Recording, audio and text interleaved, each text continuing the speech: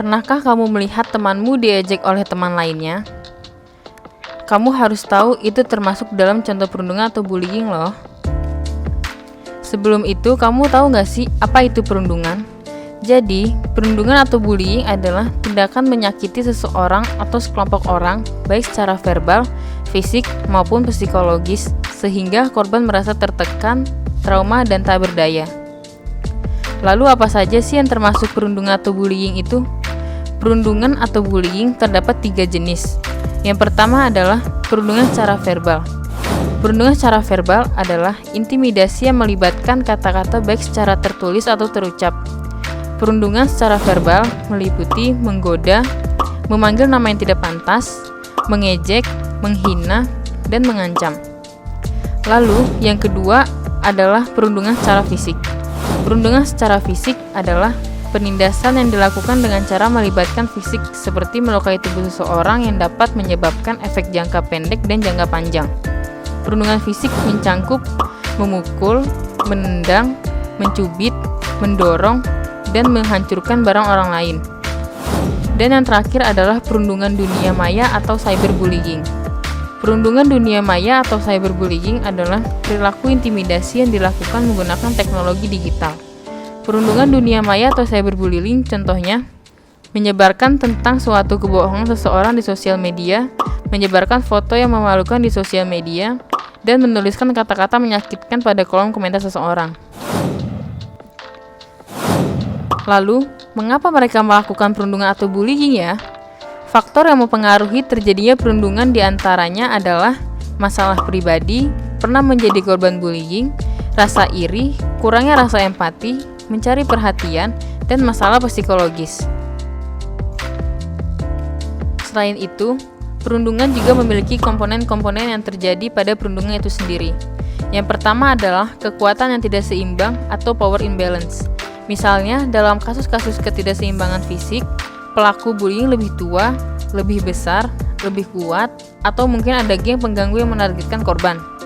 Yang kedua adalah sesuatu yang berulang atau repetitive action. Bullying bukanlah tindakan kejam atau perilaku kasar. Sebaliknya, itu biasanya berkelanjutan dan terus-menerus diulang. Pengganggu sering menargetkan korban mereka beberapa kali. Dan yang ketiga adalah tindakan yang disengaja atau intentional action. Yang membedakan pelaku bullying dari perilaku jahat atau kasar lainnya adalah pelaku bullying bermaksud untuk melukai target.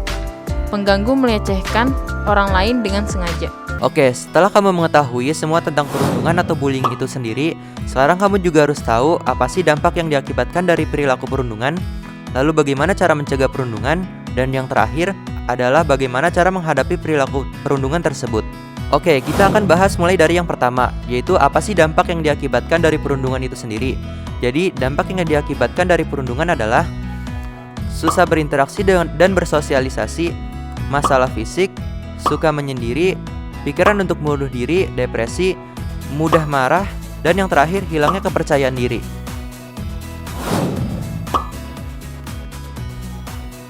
Berikutnya, kita akan membahas bagaimana cara mencegah perundungan itu sendiri. Cara mencegah perundungan adalah deteksi tindakan bullying sejak dini, memberikan sosialisasi terkait bullying, mengajarkan siswa untuk melawan bullying, memberikan dukungan pada korban, membuat peraturan yang tegas tentang bullying, memberikan teladan atau contoh yang baik, dan yang terakhir, membantu pelakunya menghentikan perilaku buruknya itu. Lalu yang terakhir, kita akan membahas bagaimana cara menghadapi perilaku perundungan tersebut. Cara menghadapi perundungan adalah dengarkan cerita versi mereka, soroti perilaku yang tidak pantas dan tidak dapat diterima, dan ingatkan mereka akan aturan dan pedoman anti-bullying yang dibuat di tingkat sekolah atau kelas. Bantu mereka dengan memahami alasan dibalik perilaku bullying mereka, seperti apakah mereka punya masalah di rumah, kurangnya perhatian, pengalaman bullying sebelumnya, dan lain-lain. Lalu, tunjukkan empati dan kasih sayang dengan membagikan perasaan anak yang dibully. Dan yang terakhir, terapkan konsekuensi tertentu untuk membantu mereka belajar dari situasi ini. Konsekuensi yang diberikan harus berhubungan dengan kesalahan mereka. Tetap menghormati anak sebagai pelaku, masuk akal dan logis, serta dapat diterima untuk mengajarkan anak agar berperilaku lebih baik. Dan itu dia adalah dampak, cara mencegah, dan cara menghadapi perundungan. Jadi, setelah kamu mengetahui tentang perundungan atau bullying, mulai dari pengertian, jenis-jenis, faktor yang mempengaruhi, komponen-komponen, dampak, cara mencegah, dan cara menghadapi, saya harap tidak ada lagi perilaku perundungan di antara kita ya. Ayo hentikan perundungan dan eratkan persahabatan. Sekian, kurang lebihnya mohon maaf. Terima kasih.